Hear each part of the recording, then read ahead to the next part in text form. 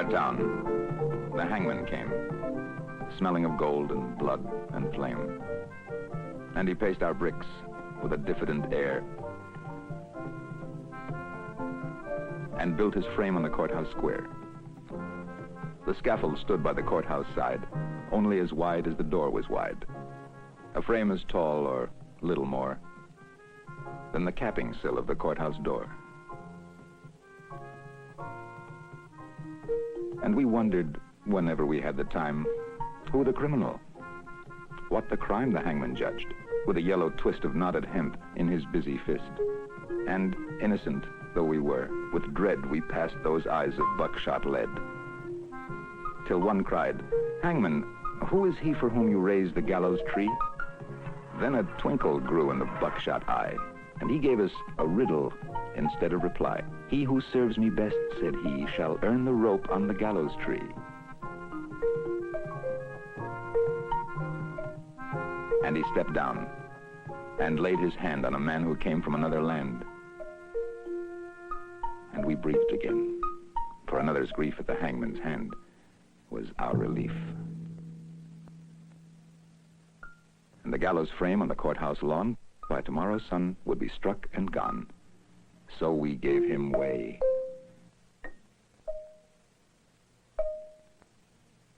And no one spoke out of respect for his hangman's cloak.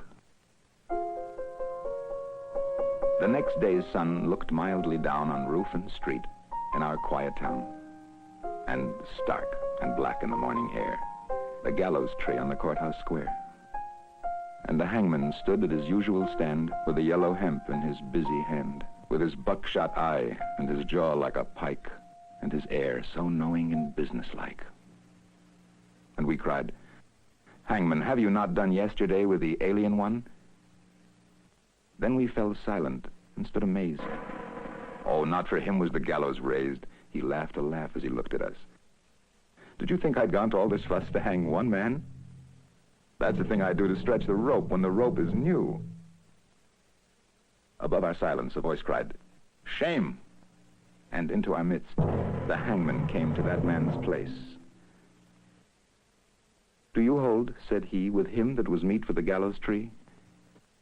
And he laid his hand on that one's arm, and we shrank back in quick alarm. And we gave him way, and no one spoke, out of the fear of his hangman's cloak. That night, we saw with dread surprise, the hangman's scaffold had grown in size. Fed by the blood beneath the chute, the gallows tree had taken root. Now as wide, or a little more, than the steps that led to the courthouse door. As tall as the writing, or nearly as tall, halfway up on the courthouse wall.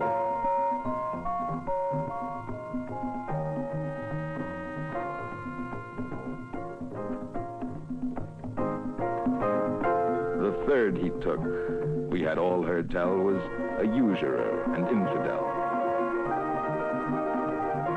"And what," said the hangman, "have you to do with the gallows bound?" And he a Jew. And we cried out, "Is this one he who has served you well and faithfully?" The hangman smiled. "It's a clever scheme to try the strength of the gallows beam." The fourth man's dark, accusing song had scratched our comfort hard and long. "And what concern," he gave us back, "have you for the doomed and black, the fifth, the sixth?" And we cried again, Hangman, is this the man?" "It's a trick," he said, "that we hangmen know for easing the trap when the trap springs slow."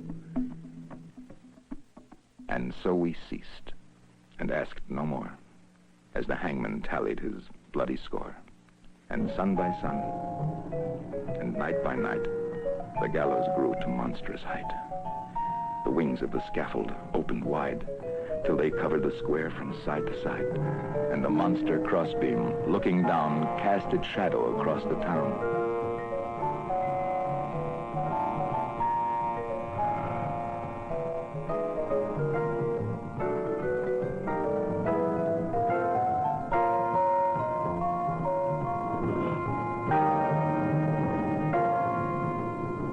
Then, through the town, the hangman came and called in the empty streets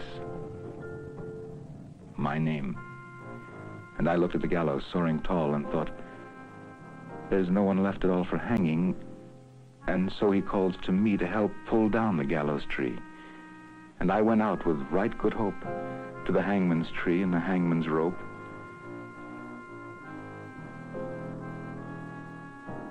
He smiled at me as I came down to the courthouse square, through the silent town, and supple and stretched in his busy hand was the yellow twist of the hempen strand, and he whistled his tune as he tried the trap, and it sprang down with a ready snap, and then, with a smile of awful command, and he laid his hand upon my hand. You tricked me, hangman, I shouted then. That your scaffold was built for other men, and I no henchman of yours, I cried. You lied to me, hangman. Foully lied. Then a twinkle grew in the buckshot eye. Lied to you? Tricked you, he said. Not I. For I answered straight. I told you true. The scaffold was raised for none but you. For who has served more faithfully than you? With your coward's hope, said he. And where are the others that might have stood side by your side in the common good? Dead, I answered, and amiably murdered, the hangman corrected me. First the alien, then the Jew. I did no more than you let me do.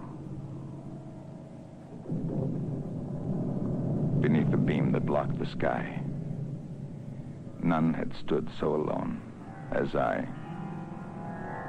And the hangman strapped me,